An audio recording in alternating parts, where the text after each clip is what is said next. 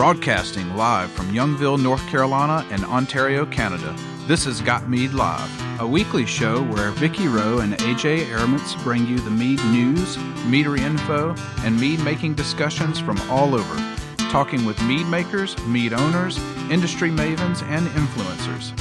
This is Got Mead Live, a weekly podcast about mead and the people who love it and where the mead world is going. And now here are your hosts, Got Mead owner Vicky Rowe and mead and wine maker AJ Aramits.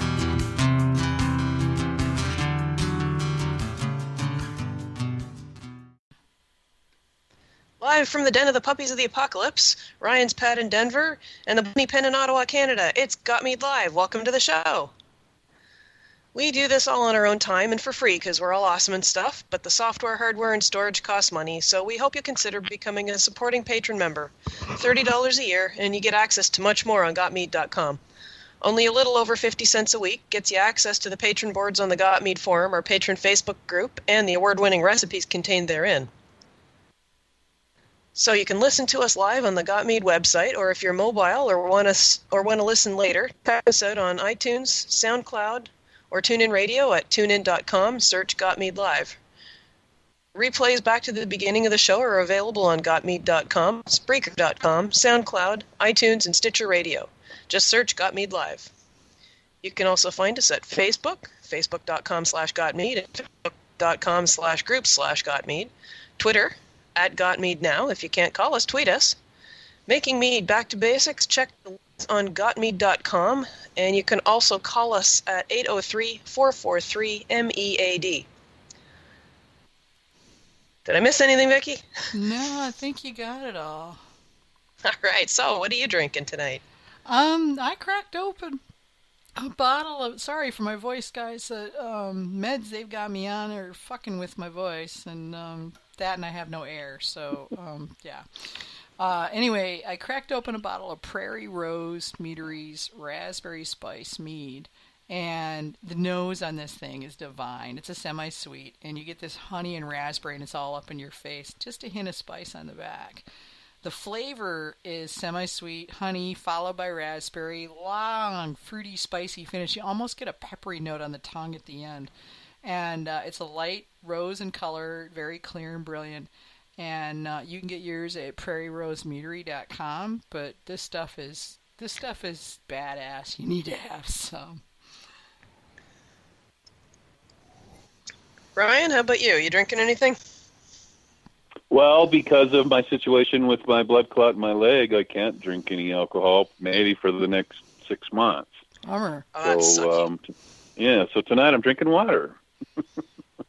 Well, drink lots of water. It's clear, it's fresh. Yeah. Fresh and tasty, yay. Yeah.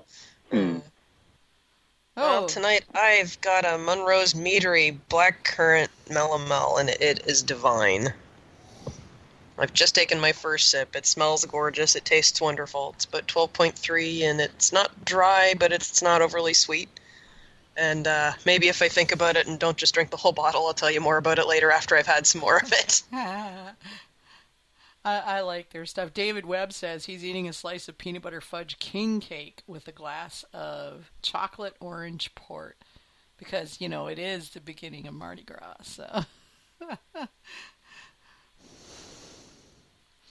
And I started out with my dinner. I paired the Prairie Rose Raspberry Spice with chicken marsala with wild rice. It was really good. I can see that.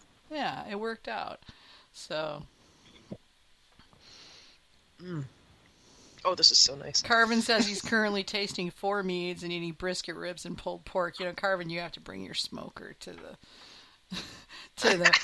AMMA Conference of the Mazer. Put the smoker on the balcony? Yeah, we should just go ahead and get Carvin in here and get this over with. Let's just do this. Carvin, I'm calling you. So turn down your radio. Let's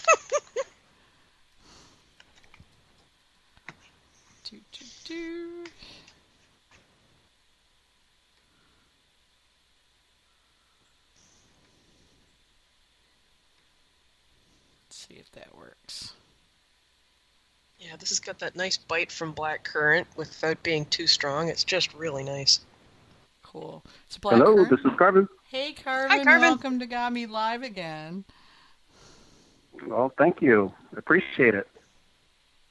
It's good to have you. So what are you drinking?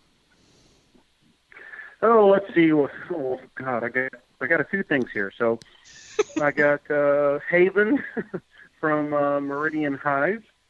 I have a couple different meads that I made. I have a ginger peach, a ginger lime, and a sweet olive blossom. So I'm just sitting here drinking meads tonight and enjoying some barbecue. Nice. Yeah, I told my husband that we need to just pick up and haul our asses out to Arizona to visit you guys. I'd love to see you and Robin. That would when be I'm awesome. Yeah, I'd love to see you and Robin when I'm not running from one place to another. That's awesome. We would love to have you. It would be cool. I'd like for you to get the opportunity to meet John, too. I think you'd like him very much. He's a good guy. Hey, bring him to the Mazer and come down to Arizona. We would love to have you. Yeah, he never makes the Mazer. He's in the middle of Facebook hell doing, his company's doing 50 new Facebook data centers, and his company his company's doing all the automation, and it's turned into like this ever-loving nightmare. They don't know what they want, and it's like the goalposts keep moving, and it's just, my husband's about ready to slit his own throat. He's in California this week, meeting with some of the Facebook's people, and they're like, oh no, we need this. Oh wait, no, we need this first. No, wait, not that. This. He's just like, he's a project manager, so he's losing his mind because that's not the way this is supposed to work. I hear you. Yeah. So, he's supposed to be project managing, but they're not letting him, do his job. So he's God. Yeah, he's hoping to grab the reins and be able to go, this is what we're going to do. And this is how we're doing it. Now stop it. Stop, and this is the order in which things are going to happen. But, his company is, it's a nightmare. So, I'm not going to get to see him much less bring him to the Mazer Cup. That's unfortunate. Yeah, well, in fact, there's a very good chance that he'll be elsewhere, and I'll have to get a girlfriend in to watch Puppies of the Apocalypse while I'm at the AMMA Mazer Cup, because, So, fun and games. But, So who all we're going to have tonight? Me, you AJ, who else? You, me, AJ, Ryan's and on. Ryan. Yeah, Ryan, who's sitting with his brother. leg elevated with his blood clot. Him and his blood clot. Hey, Ryan. Hey, Hi, bud. My friend. Oh, thank you. I appreciate that. Same to you. Very proud of you. No, thanks a bunch. Appreciate it. No, Domrez is always a fun little company. Yeah, I want to get down And there. it ties right into, and it ties right into everything that you've been preaching. It's one thing to say it, but when you can go out and wing pumps and show people that, hey, not only can I say it, I can do it. That means a lot. Yeah, it does. Proofs in the battles, eh? Yeah. Absolutely. I'm assuming Get someone that Carvin. like you meet outside your own family. I'm assuming, Carvin, that you're going after the Mead Maker of the Year award this year? No, not really. I would rather someone who's trying to open up a meadery win it, and if I think that I'm even remotely in competition with someone that I think who is going to go pro, I will back out. It means more to them than it means to me. To me, it's just another piece of shit on my wall. Yeah. It doesn't really mean anything to me. I got all honey, money, fruit. It means nothing to me. Absolutely nothing. All my peers know that I make good meat. I don't need another award to tell me that I'm an awesome meat maker. Well, it's true. You are an awesome mead maker, and we all know it. Joe Vinciguerra says, you're not going after the Mead Maker of the Year. It's coming to you. It's coming after you.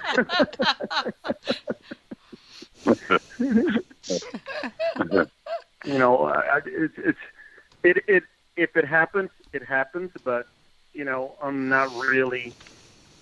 It's not something that I'm really targeting this year. I'm just gonna enter comps, and if it happens, it happens. Yeah. But I would really like someone who's trying to go pro to win that. That's a really great way to look at it. Mm-hmm. Absolutely. Yeah. So we lured you on here tonight to talk about everything but what you're going to talk about at the conference, because of course we want people to come to the conference. So, and I'm sure there are lots of fruit related things we can talk about that aren't going to get covered in the hour that you're going to be on the stage next month. So that's kind of what we brought you on here for, was to talk mead making and melomels in particular, because everybody knows you make amazing melomels, but other subjects are not outside the realm of possibility. Okay. Well, we can touch on some of the stuff that I'm going to present at the. I'll put on my not so casual hat now and put the meat down. So basically, the presentation is going to be about different ways of incorporating fruit into mead. So basically, I took four different techniques: all the fruit in primary, fruit split between primary and secondary, fruit in secondary only, and then a technique that I like to use, which I staggered the fruit all throughout primary fermentation. So basically, the same honey, the same amount of fruit, which was Marion berries, at 3 pounds per gallon, and what we're going to do in the presentation is basically, hey, it's going to be one presentation where there's going to be short on slides and heavy on mead, because we're going to do a blind tasting of those meads, and we're going to put some palates to the and see if people in the audience can actually pick out which mead was made with what technique. And then we're going to talk about those particular meads and how they were made, and and basically just try to impart some knowledge on those wonderful mead makers who are in the audience. Wow. Bobby says So after that it'd be interesting having those meads side by side. Yeah, it will be. Yeah, I'm looking forward to see what happens with that, because I'm a big melomel fan, so I'm very curious. But Bobby is saying after that picture of your grill, he wants to talk barbecue. Well, on the subject of barbecue, I grew up in a cooking family. My folks worked in the restaurant industry pretty much their whole lives, so my background is cooking, and I think cooking, recipe formulation, and mead just go hand in hand. It's not a day or a week that goes by where someone's not posting, hey, you got a recipe for this, for that, the other, on top of sending them a link to Robert Ratcliffe's great book. Creating a recipe for mead is no different than creating a recipe for chocolate chip cookies. You get a good baseline knowledge of how to make a cookie. As Ryan would say, learn how to make a traditional. Everything starts with that, knowing how to make a good traditional. And then you just start tweaking from there. I know people think that I make a lot of fruit meads. To be honest with you, I actually don't. I make a lot of traditionals. I'm a big fan of dry meads. I rarely enter them into competitions because they're just not that appealing to people outside my house. But I make far more traditional meads than I make fruit meads. But when I